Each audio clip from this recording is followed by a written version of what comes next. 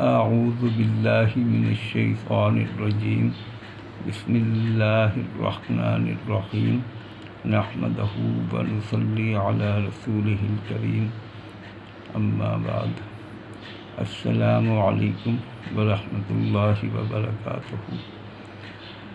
قرآن مجید کے ترجمے اور تفسیر کے سلسلے میں آج کا جو سبق ہے وہ آیت 17 سورہ بقرہ کی آیت مبارکہ 17، 18 اور 19 پر محیط ہے۔ اللہ پاک سے دعا ہے کہ وہ مجھے، میرے اہل خانہ کو اور جو بھی میرے سننے والے دیکھنے والے ہیں جہاں بھی ہیں ان کو اس پر عمل کی توفیق عطا فرمائے، آمین۔ بسم اللہ الرحمن الرحیم صم بکم عمی فہم لا یرجعون۔ بہرے، اس کا ترجمہ ہے بہرے، گونگے، اندھے، تو وہ پھر آنے والے نہیں۔ او کصیب من السماء فیہ ظلمات ورعد وبرق، یا جیسے آسمان سے اترتا پانی کہ اس میں اندھیریاں ہیں اور گرج اور چمک۔ یہ اس آیت مبارکہ کا ترجمہ تھا۔ اس کے سیاق و سباق میں کا خلاصہ یہ ہے، یہ ان کی مثال ہے جنہیں اللہ تعالیٰ نے کچھ ہدایت دی یا اس پر قدرت بخشی، پھر انہوں نے اس کو ضائع کر دیا اور ابدی دولت کو حاصل نہ کیا۔ ان کا مال حسرت و افسوس اور حیرت و خوف ہے۔ اس میں وہ منافق بھی داخل ہوئے جنہوں نے اظہار ایمان کیا اور دل میں کفر رکھ کر اقرار کی روشنی کو ضائع کر دیا، اور وہ بھی جو مومن ہونے کے بعد مرتد ہو گئے، اور وہ بھی جنہیں فطرت سلیمہ عطا ہوئی اور دلائل کی روشنی نے حق کو واضح کیا، مگر انہوں نے اس سے فائدہ نہ اٹھایا اور گمراہی اختیار کی، اور جب حق سننے، ماننے، کہنے، راہ حق دیکھنے سے محروم ہوئے تو کان، زبان، آنکھ سب بیکار ہیں۔ اگلی آیت ہے یجعلون اصابعهم فی آذانہم من الصواعق حذر الموت۔ اس کا ترجمہ ہے اپنے کانوں میں انگلیاں ٹھوس رہے ہیں کڑک کے سبب، موت کے ڈر سے۔ یہ اس آیت کا ترجمہ تھا۔ اس کا جو سیاق و سباق ہے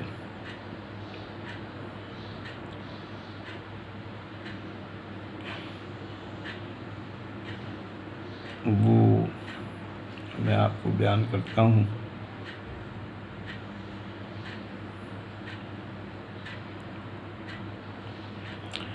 ہدایت کے بدلے گمراہی خریدنے والوں کی یہ دوسری تمثیل ہے کہ جیسے بارش زمین کی حیات کا سبب ہوتی ہے اور اس کے ساتھ ساتھ خوفناک تاریکیاں اور مہیب گرج اور چمک بھی ہوتی ہے، اس طرح قرآن و اسلام قلوب کی حیات کا سبب ہے، اور ذکر جو ہے کفر و شرک و نفاق، ظلمت کے مشابہ جیسے تاریکی دہرہ کو منزل تک پہنچانے سے مانوس ہوتی ہے۔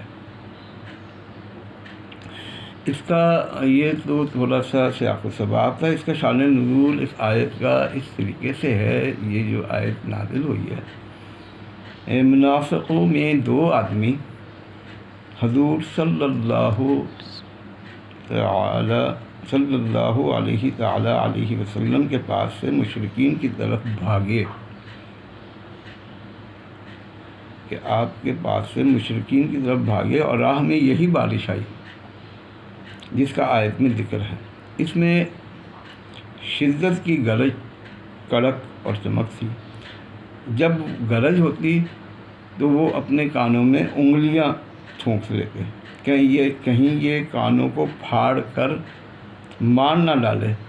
جب اپنا چمک ہوتی چلنے لگتے، جب اندھیری ہوتی اندھے رہ جاتے۔ آپس میں کہنے لگے خدا خیر سے صبح کرے تو حضور کی خدمت میں حاضر ہو کر اپنے ہاتھ حضور صلی اللہ علیہ وسلم کے بیت اقدس میں دیں۔ چنانچہ انہوں نے ایسا ہی کیا اور اسلام پر ثابت قدم رہے۔ ان کے حال کو اللہ تعالیٰ نے منافقین کے لیے مثل یعنی کہ کہاوت بنایا، جو مجلس شریف میں حاضر ہوتے تو کانوں میں انگلیاں ٹھونس لیتے کہ کہیں حضور کا کلام ان میں اثر نہ کر جائے، جس سے مر ہی جائیں، اور جب ان کے مال و اولاد زیادہ ہوتے اور فتح غنیمت ملتی تو بجلی کی چمک والوں کی طرح چلتے اور کہتے کہ اب تو دین محمدی سچا ہے۔ اور جب مال اور اولاد ہلاک ہوتے اور کوئی بلا آتی تو بارش کی اندھیریوں میں ٹھٹک رہنے والوں کی طرح کہتے کہ یہ مصیبتیں اسی دین کی وجہ سے ہیں، اور اسلام سے پلٹ جاتے۔ یہ جو بیان ہے، اس کا جو جہاں سے یہ بیان لیا گیا ہے، لباب ان قول للسیوطی سے یہ لیا گیا ہے۔ اور اگلی جو آیت ہے اپنا یجعلون اصابعهم فی آذانہم من الصواعق حذر الموت، جس کا ترجمہ ہے اپنے کانوں میں انگلیاں ٹھونس رہے ہیں اور کڑک کے سبب موت کے ڈر سے۔ اس کا ساق و سباق جو جس طریقے ہے کہ جیسے اندھیری رات میں کالی گھٹا چھائی ہو اور بجلی کی گرج و چمک جنگل میں مسافروں کو حیران کرتی ہو، اور وہ کڑک کی وحشت ناک آواز سے با اندیشہ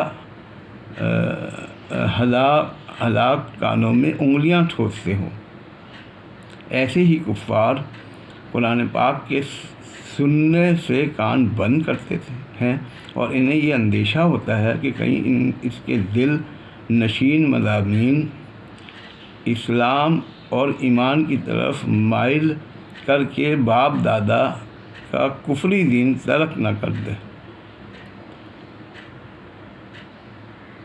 ان کے نزدیک موت کے برابر ہے۔ اگلا جو اپنا اس آیت کا حصہ ہے آخری، واللہ محیط بالکافرین، اور اللہ کافروں کو گھیرے ہوئے ہے۔ یہ اس آیت کا ترجمہ ہے، اور اس کا جو سیاق و سباق میں ہے، لہذا یہ گریز انہیں کچھ فائدہ نہیں دے سکتی، کیونکہ وہ کانوں میں انگلیاں ٹھونس کر قہر الہی سے خلاصی نہیں پا سکتے۔ اللہ پاک سے دعا ہے یہ جو آیت مبارکہ 3 آپ کی خدمت میں پیش کی ہیں، اس کا جو سیاق سباق ہے بھی پیش کیا ہے، ہمیں ان کو عمل کرنے اور دوسروں تک پہنچانے کی توفیق عطا فرمائے۔ وما علینا الا البلاغ۔ السلام علیکم ورحمۃ اللہ وبرکاتہ۔